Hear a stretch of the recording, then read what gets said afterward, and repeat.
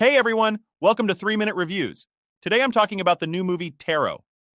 Tarot is a horror flick that tries to weave the mystique of tarot cards into a narrative that's reminiscent of teen horror classics, but it ends up feeling like a missed opportunity.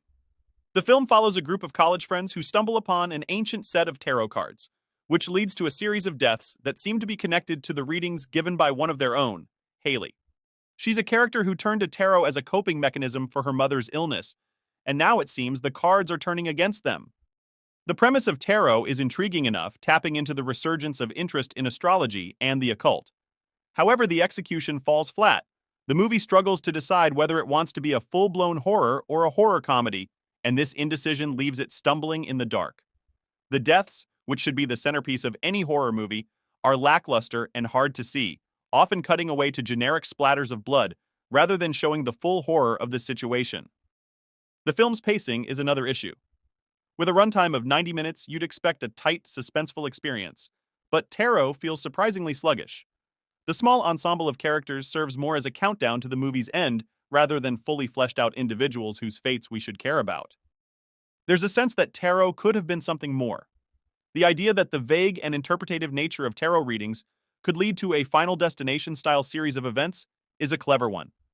It's a concept that could have been both funny and frightening if the clues were almost impossible to decode but irresistible to try. Unfortunately, this potential is largely unexploited. The film's treatment of its supernatural elements also leaves much to be desired. The unleashing of a vengeful spirit feels unearned, with the character's biggest crime being their curiosity.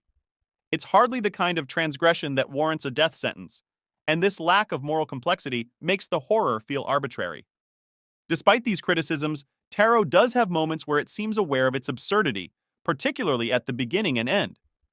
There's a hint that the writer-director team of Spencer Cohen and Anna Hallberg might have understood the silliness of their premise and toyed with the idea of making it a horror comedy.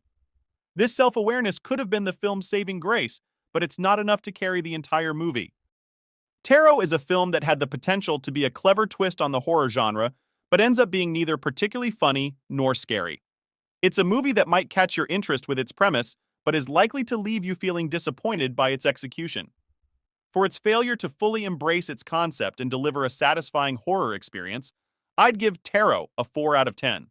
It's a film that, much like a vague tarot reading, leaves too much unexplained and unexplored. That's it for my review of Tarot. Thank you so much for watching, and if you enjoyed this video, don't forget to like, subscribe, and hit that notification bell for more reviews. I'll see you in the next one.